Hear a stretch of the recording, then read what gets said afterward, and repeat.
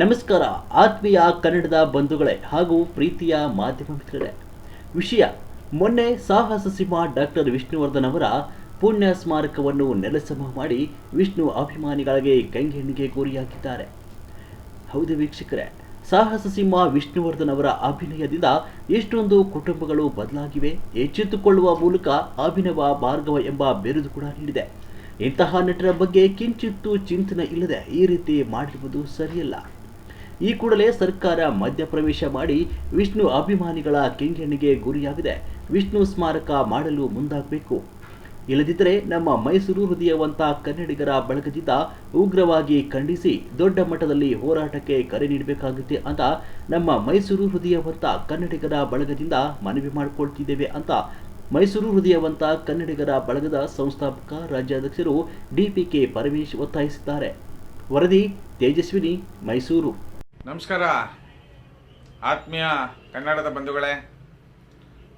ಮೊನ್ನೆ ಡಾಕ್ಟರ್ ವಿಷ್ಣುವರ್ಧನ್ ಸ್ಮಾರಕವನ್ನು ಧ್ವಂಸ ಮಾಡಿರೋದು ವಿಷ್ಣುವರ್ಧನ್ ಅಭಿಮಾನಿಗಳಿಗೆ, ಕನ್ನಡ ನಾಡಿಗೆ ದೊಡ್ಡ ಮಟ್ಟದ ಅವಮಾನ ಆಗಿದೆ. ಇದೊಂದು ದೊಡ್ಡ ದುರಂತವೇ ಸರಿ ಅನ್ನೋ ಪರಿಸ್ಥಿತಿ ನಿರ್ಮಾಣ ಆಗಿದೆ.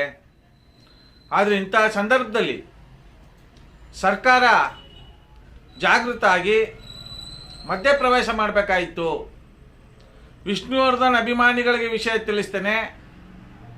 ಈ ರೀತಿ ಏಕಾಏಕಿ ರಾತ್ರೋರಾತ್ರಿ ಸಾಹಸ ಸಿಂಹ ವಿಷ್ಣುವರ್ಧನ್ ಅವರ ಒಂದು ಪುಣ್ಯ ಸ್ಥಳವನ್ನು ತೆರವು ಮಾಡಿರ್ತಕ್ಕಂಥದ್ದು ಅಕ್ಷಮ್ಯ ಅಪರಾಧ.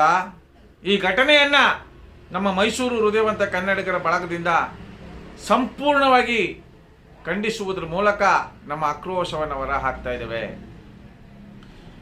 ನಮ್ಮ ಕನ್ನಡ ನಾಡಿಗೆ ಈ ಇಬ್ಬರು ಮೇರು ನಟರು ಡಾಕ್ಟರ್ ವಿಷ್ಣುವರ್ಧನ್ ಅವರು, ಡಾಕ್ಟರ್ ರಾಜ್ಕುಮಾರ್ ಅವರು ಎರಡು ಕಣ್ಣಿದ್ದಾಗೆ.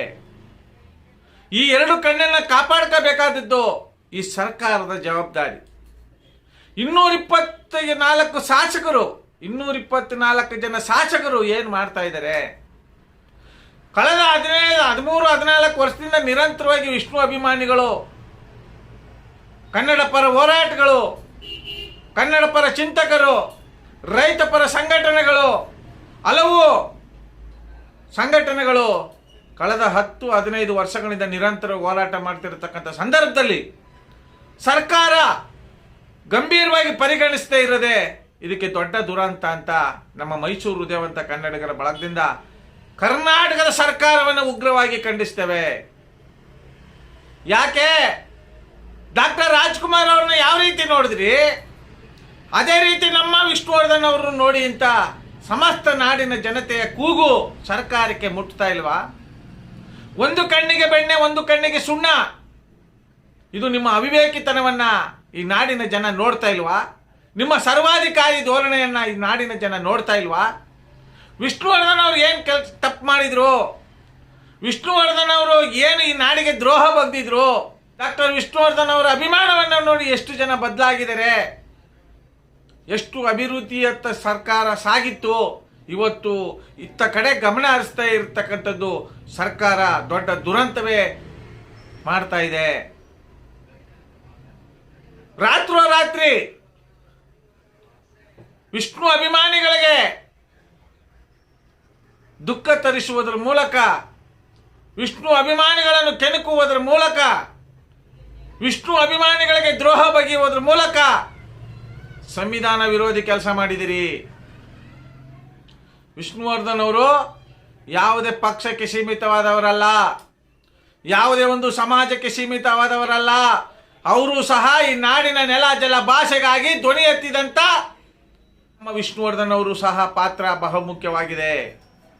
ಈ ರೀತಿ ರಾತ್ರೋರಾತ್ರಿ ಏಕಾಏಕಿ ಅವರ ಒಂದು ಸಮಾಧಿಯನ್ನು ಧ್ವಂಸ ಮಾಡುವಂಥ ಹೀನಾಯ ಕೃತ್ಯಕ್ಕೆ ಯಾವ ಏಡಿಗಳು ಮಧ್ಯಪ್ರವೇಶ ಮಾಡಿದ್ದಾರೆ? ಈ ಏಡಿಗಳಿಗೆ ಕೊಟ್ಟಂಥ ಕುಮ್ಮಕ್ಕು ಯಾವ ಅವಿವೇಕಿಗಳು ಕೊಟ್ಟರು? ಇದನ್ನ ಕುಲಂಕುಷವಾಗಿ ಪರಿಶೀಲನೆ ಮಾಡಬೇಕು, ಕಾನೂನಿಗೆ ಒಳಪಡಿಸಬೇಕು, ಅವರಿಗೆ ಶಿಕ್ಷೆ ಹಾಕಬೇಕು. ಅದೇ ಜಾಗದಲ್ಲಿ ಡಾಕ್ಟರ್ ವಿಷ್ಣುವರ್ಧನ್ ಅವರ ಅಭಿಮಾನಿಗಳ ಆಶಯ ಒತ್ತಾಯದ ಮೇರೆಗೆ ಅವರ ಕನಸನ್ನ ಅಭಿಮಾನಿಗಳ ಕನಸನ್ನ ನೆನಸು ಮಾಡಬೇಕು ಅಂತ ಮಾನ್ಯ ಮುಖ್ಯಮಂತ್ರಿಗಳಿಗೆ, ಉಪಮುಖ್ಯಮಂತ್ರಿಗಳಿಗೆ, ಗೃಹ ಸಚಿವರಿಗೆ, ನಮ್ಮ ಮೈಸೂರು ಹೃದಯವಂತ ಕನ್ನಡಿಗರ ಬಳಗದಿಂದ ಮನವಿ ಮಾಡುವುದರ ಮೂಲಕ, ಉಗ್ರವಾಗಿ ಖಂಡಿಸುವುದರ ಮೂಲಕ ಎಚ್ಚರಿಕೆಯನ್ನು ಸಹ ನೀಡ್ತಾ ಇದ್ದೇವೆ. ದಯಮಾಡಿ ಸರ್ಕಾರ ಮಧ್ಯಪ್ರವೇಶ ಮಾಡಲೇಬೇಕು. ನಾಳೆ ಏನಾದರೂ ಅನಾಹುತ ಸಂಭವಿಸಿದ್ರೆ ಯಾರು ಹೊಣೆ? ಏನಾದರೂ ಹೆಚ್ಚು ಕಮ್ಮಿ ಆದರೆ ಯಾರು ಹೊಣೆ? ಯಾಕೆ ವಿಷ್ಣುವರ್ಧನ್ ಅವ್ರು ನಿಮ್ಗೆ ಯಾರಿಗೂ ಕಾಣ್ತಾ ಇಲ್ವಾ?